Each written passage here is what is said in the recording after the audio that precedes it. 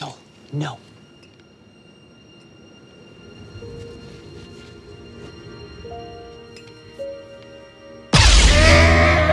Are you crazy? What have you done?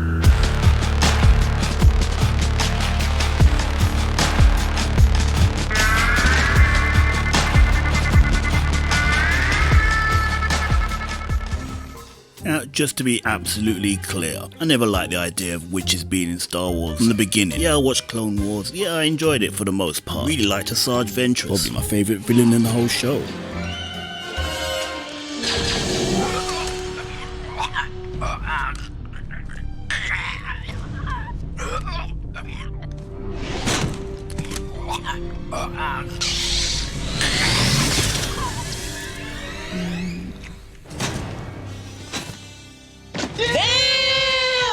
Can't wait to see her in live action. No, I can't wait. No, actually, no, I can wait. I can wait a hell of a long time. Don't make her live action. Disney, don't do it. Yeah, I'm aware that George Lucas co-signed the idea of Filoni incorporating witches. To be fair, I heard he was more hands-off towards the latter part of the show. No, I'm not an apologist. Lucas is not beyond making a bad decision or two, in my opinion. And the whole midichlorian thing is...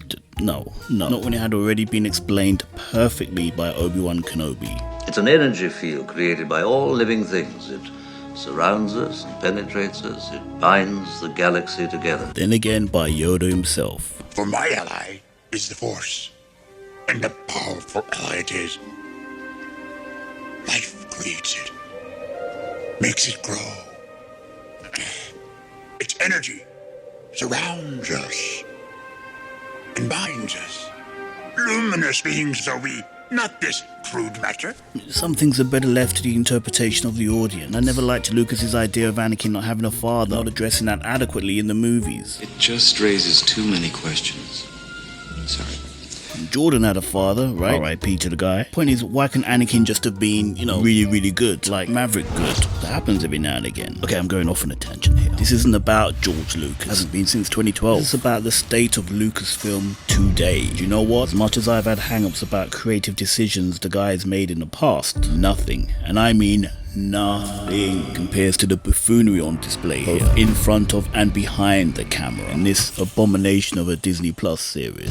I know now why you cry. Question is, who's to blame? We can't point any fingers towards Lucas. He had a heads up about this show. Made his thoughts about the direction Disney's going in crystal clear. Nope. All fingers can be directed towards a one Dave Filoni, past apprentice of George Lucas himself. Emphasis on past.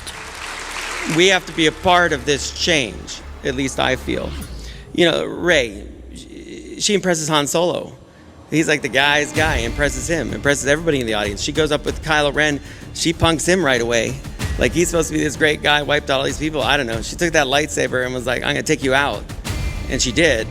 And I'm all for it. And she looks strong. It's not that she doesn't show any fear. She looks like this is an intense moment in her life, and we're there with her because of that, because she's a real feeling dimensional person. Yep, she knew more about Han Solo's ship than the man who'd been flying it for decades. Electrical overload. I can fix that. This hyperdrive blows are going to be pieces of us in 3 different systems.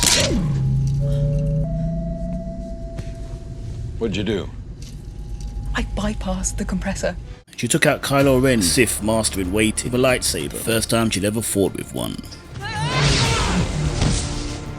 No training. And no, she showed zero fear whatsoever. You're afraid. Yeah, fully dimensional, Dave. Did IQs just drop sharply while I was away? Yeah, it gets worse. Shout out to Echo Base Network for the following insight. Dave Filoni quickly became a kind of mentor of mine in terms of navigating what this part of the timeline would be like for both the Jedi and then the other Force users. It was kind of this aha moment for me when he told me, not all witches are Night Sisters. What happened to Star Wars being for kids, a family show? What happened to that? I guess it depends on who's making it at the time. Lucas gives us statements like this. Everybody said the same thing about 3PO. That guy's so irritating. Why don't you get rid of him? There was a huge thing about getting rid of 3PO. And then when I did the third one, the Ewoks, they said, well, those are little teddy bears, those are little kids. This is a kid's movie. We don't want to see a kid's movie. We want to see an adult film. I said, it's a kid's movie. It's always been a kid's movie. It is a kid's movie.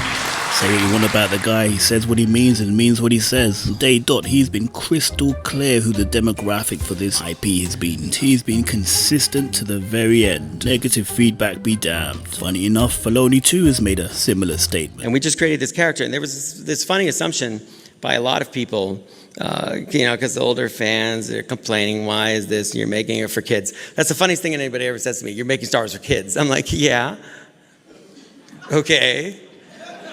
How old were you when you saw Star Wars? And they're, oh, the first time I saw Star Wars, I was 7 years old, and my dad took me, and I'm like, uh-huh. And you want to rob this experience from kids today, why? And make it all dark and sinister and evil? Okay. Anyway, back to Ahsoka. Yeah, you can see where I'm going with this, can't you?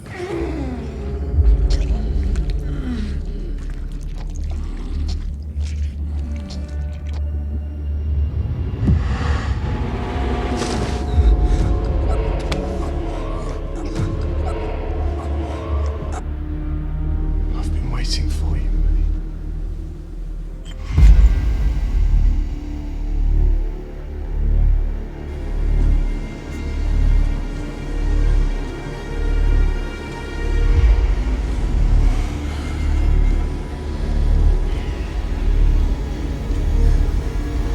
And make it all dark and sinister and evil? Okay.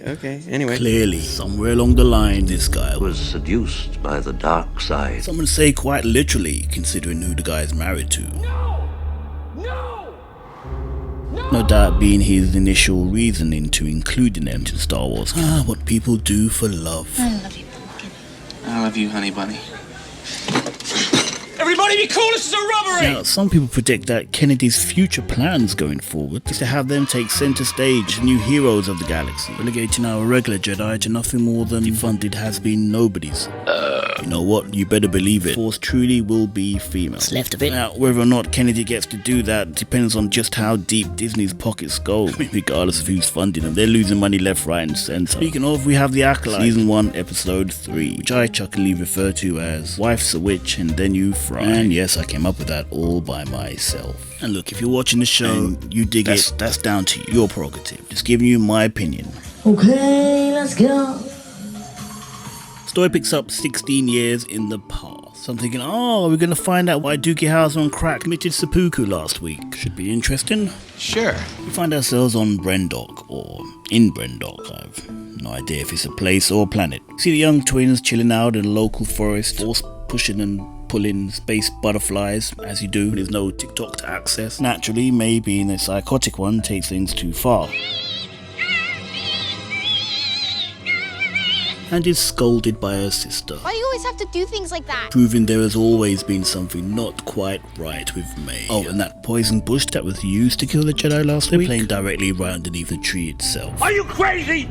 Are you out of your mind? Proving that maybe both of the twins have screw looses somewhere. Let's talk about some weird ceremony that's meant to happen later on. Oh, we'll get to that. And then some random woman turns up, tells them both off, and then they're gone. Then you get this creepy appearance by a soul, and just peeping around a tree. It's just weird. Weird. Then we had a special camp for the Night Scissor Sisters. And would you believe it? Not a man in sight. To be honest, I can't blame Think Themiska about the budget or the, hotness. What's the point? Then we have this really bizarre request from the girl. I had to put the subtitles on just to make sure I was hearing what I was hearing. May we have some spice creams? Those are not for little girls who run away from home. I'm not little anymore. Please, Mother Coral. Spice creams. Nothing wrong with that, right? Maybe. What do you mean maybe? For greater explanation, I'll hand over to Leia's Leia. Great YouTube channel. Check it out. We frequently hear about spice in Star Wars, but what exactly is it? Spice is the name for a type of illicit substance or substances in demand throughout the galaxy. Spice was mined at the spice mines of Kessel, where slaves are typically worked to death, turning medicinal spice mineral into a recreational drug. Yep, that's right. I'm surprised the two of them didn't grow up to be crackheads. I mean, what in the world? And then along comes Mother of the Year. Let them have some spice creams. Mama! Oh man, this show is nothing more than Leslie Headland's $180 million therapy session. Then we get to see a training session, some mind-blowing philosophical insight to how the Force really works. All living things are connected by the same thread. What? A thread woven through all of existence. What are you talking about? Some call it a force and claim to use it. But we know the thread is not a power you wield. And now, why would you say something like that? Pull the thread, change everything.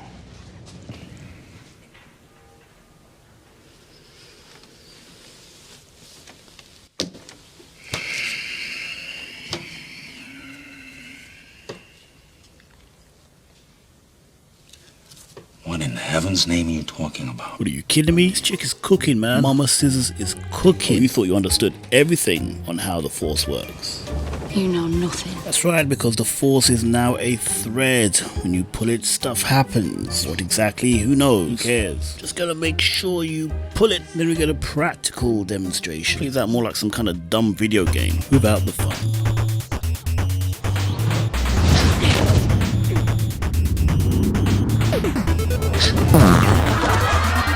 The power of one.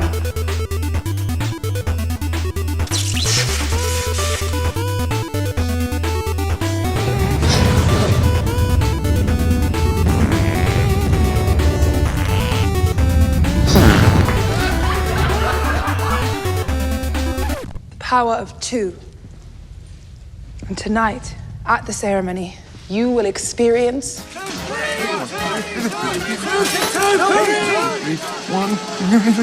Three, my lord. Oh, okay. 3. the power of many. Well, that's certainly a workable solution as far as I'm concerned. So let's recap what we just saw. Against the power of 1, she was able to push her opponent back quite easily. Yet, against the power of 2, she was able to push her opponents back quite easily. Right. Listen out the way, we get a few revelations. Revelation 1. Okay, not so much a revelation, more fleshing out of the character, if you could call it that. One of the sisters wants to follow in Mother Scissors' footsteps. The other one wants to become a Jedi. The very thing both children have been taught to fear since birth. Go figure. To use one of the show's dumb analogies, like 2 children living in fear. Every day the parents are warning them. Out of sight. Well, the police will turn up one day and take one of you, if not both of you, away. And then one day, years later, one of them turns around and says, "Hey, yo, you know what? I'd like to become a policewoman." That doesn't make no sense. Revelation 2, coming to us via heavy-handed allegory. The galaxy is not a place that welcomes women like us. Yep, Leslie Headland's back on the psychiatrist's couch, albeit better than the casting couch, to remind us that even in a galaxy far, far away, oppression of her kind exists, despite in our galaxy constantly receiving backing of multiple trillion-dollar organizations. It is not enough. Kiss my ass. So later that night we have the infamous ceremony, and boy, if you thought that dance number in Matrix was weird, this makes that look like a rerun of Soul Train. I don't know what it is with Disney and their boner for all things occult-like. It's a good thing they're not a family entertainment company. Oh wait, this is full-on freaky deek mode, man. No wonder y'all are hiding. Or because some would consider our power dark, unnatural. Homegirl, it's as unnatural as the weave on your head. What are you talking about? Speaking of dance numbers, look out for this track to be blazing up the charts any day soon. The power of one, the power of two, the power of many. Do y'all listen to the words or the beat? Revelation 3. The Jedi double as intergalactic child services. I didn't know that. Makes 2 of us, mate. But then this is Leslie Headland's version of Star Wars. So technically it is just fan fiction. So the Jedi turn up unannounced. Mama Scissors is like, hide them. Because, social services, they might take kids away. So where do they decide to hide them? In that big old complex, many buildings and many rooms. Oh, that's right. Right in the middle of where they're all standing. Are you sure this will work? I have no idea! Maybe it was an in-joke callback to the Kenobi series. Hiding in plain sight and all that. Maybe. Now, this assortment of Jedi are the most random collection of individuals I've seen in a while. We're talking like an 8.9 on the DEI scale. The only thing missing from here is a brother. But he probably had better things to do. Forgive our intrusion. We thought this planet was uninhabited. The all-knowing Jedi were ignorant of their surroundings. No, bitch! We are concerned that you are training children. There are no children here. I don't don't remember asking you a goddamn thing. And then Discount Wookiee starts sniffing like he's a police hound and smells the children that they are, which is really weird. No weirder than anything else in this show.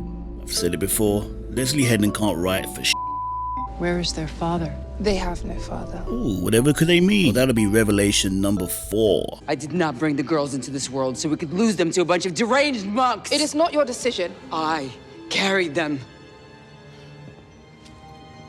I created them. Man, this is some bullshit! That's right, somehow these Night Scissor Sisters, they're writhing and gyrating, were able to manipulate the Force into creating 2 children, using it as some kind of intergalactic sperm donor. I guess technically in this case would make the Force a guy. Yeah, baby! Taking a big steaming dump on everything George Lucas created. Again. That's just not how the Force works. I know, mate. Clearly that's not what they're trying to convince us. Among the many things they are trying to convince us is that Mama Scissors is a fair and just leader. Spoiler, she's not. We must let them test the girls. Osha is a child. She is old enough to know what she wants. A few moments later. I want to be a Jedi, Mama. I must discuss the situation with everyone here, but we will consider your wish when we do so. Now wait a minute, Matt! No! Matt, no!